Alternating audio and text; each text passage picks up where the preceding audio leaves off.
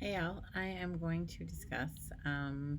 Stephen Gregory's ethnography, Devil Behind the Mirror. Okay, so professor of African American and African diaspora studies at Columbia University, Stephen Gregory received his PhD from the New School for Social Research in 1986. He focuses much of his work upon the idea of imagined geographies and the ways in which space and place are navigated by actors who come from diverse sets of lived experiences and how their perspectives play out in the creation of hierarchy and ontological understandings. He is deeply committed to understanding the ways in which the rhetoric of globalization attempts to silence or ignore the local voice and community based acts of resistance to those hegemonic constructions of the economy. His other books include Black Corona, Race and the Politics of Place in an Urban Community, and Santeria in New York, A Study in Cultural Resistance. Interestingly, while researching him, I found that his name came up on the website of an organization known as Canary Mission, which claims to document the names of individuals who promote hatred of the USA, Israel, and Jews on North American campuses. This is because he is a part of a group of professors at Columbia who have signed on to the boycott, divestment, sanctions movement against Israel in what the group calls a move to have it recognized as an apartheid state internationally. So he's definitely a character worth discussing. So, The Devil Behind the Mirror tells the story of a zona turística, or tourist zone, and its adjacent communities on the southeastern coast of the Dominican Republic.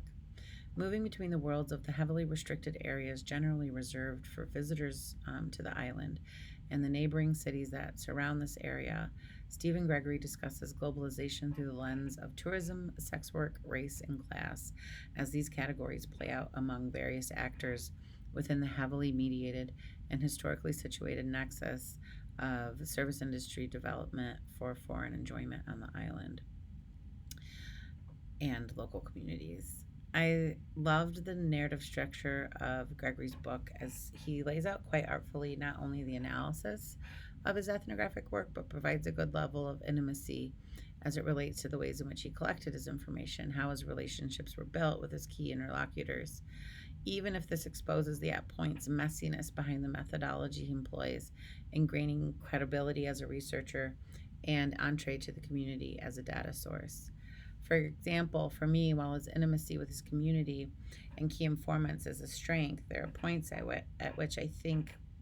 what may have been an inability to surmount certain challenges, whatever those may have been, perhaps made him rely upon tactics I would potentially question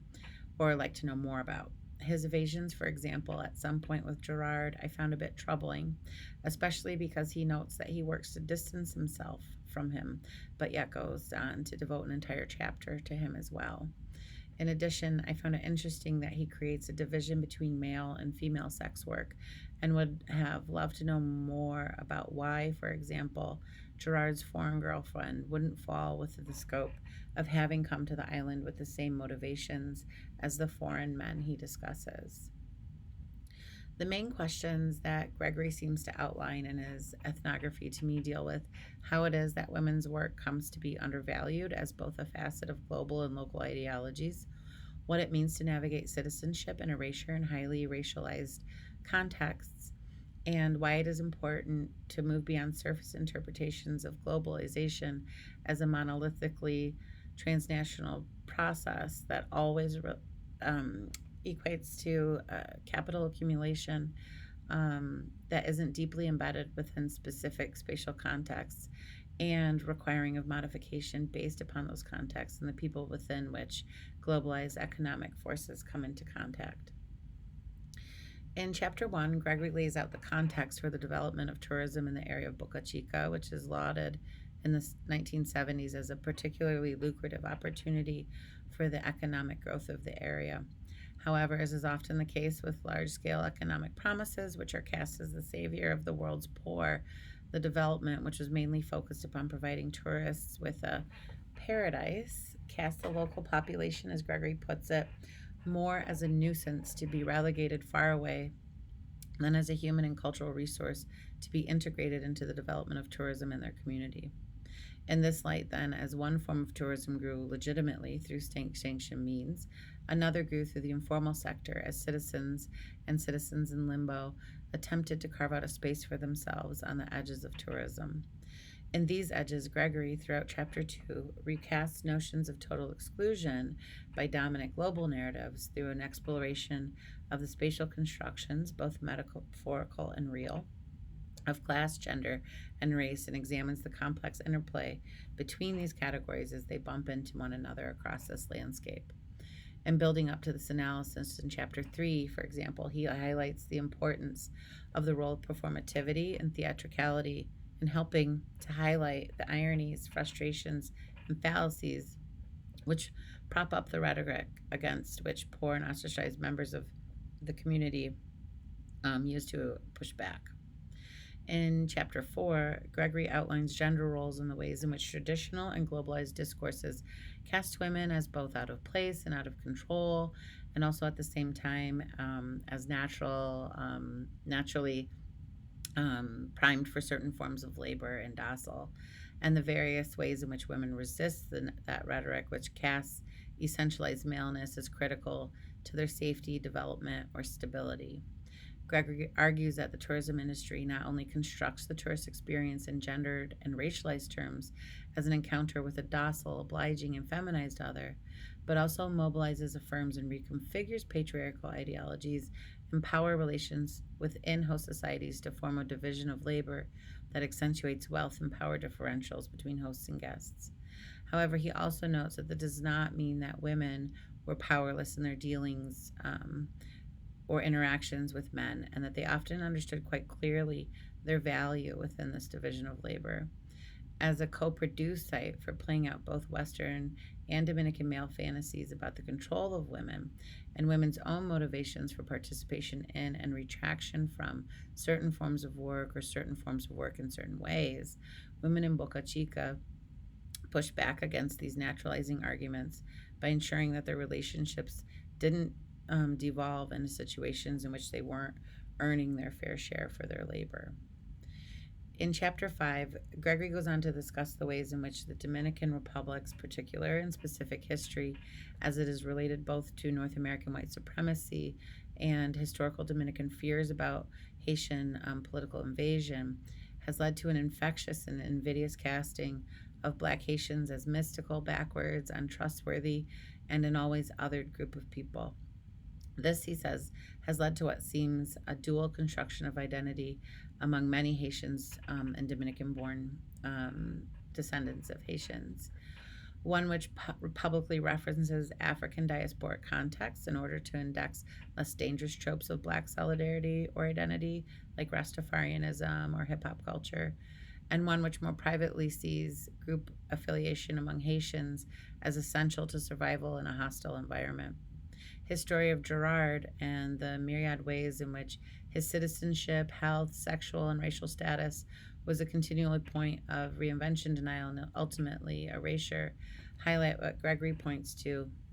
as the embodiment of socio-spatially crafted identity as a facet of lived experience, symbolic representation of social bodies, and the body politic of power, ideas he extends from the work of both Nancy Shepherd Hughes and Margaret Locke. In chapter 6, Gregory brings the story of the megaport into play and the interplay between locally salient discourses, locally contested narratives, and globalized ideologies are illuminated as in constant friction. Indeed, though environmentalism is a key point of importance in local and poor calls for protection, when these narratives are used by hoteliers to oppose the building of the megaport, given their intense hostility towards poor locals over time, this line of thought, which potentially would have protected those locals the most, was cast quite quickly as another trick by greedy elites. As hoteliers had long been seen as standing in the way of economic growth for local surrounding communities, it makes good sense that poor locals would mistrust the narratives driven by this group, even if those same locals might have been missing what Gregory would say in that the megaport, much like the promise of tourism, was not a reflection of possibility, but instead a surface, another deviled mirror. I'll stop here, as I'm sure we will have much to discuss about this book. So I leave with these questions that I've also posted. One,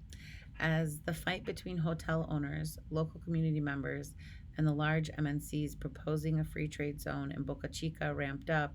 local community members eschewed the argument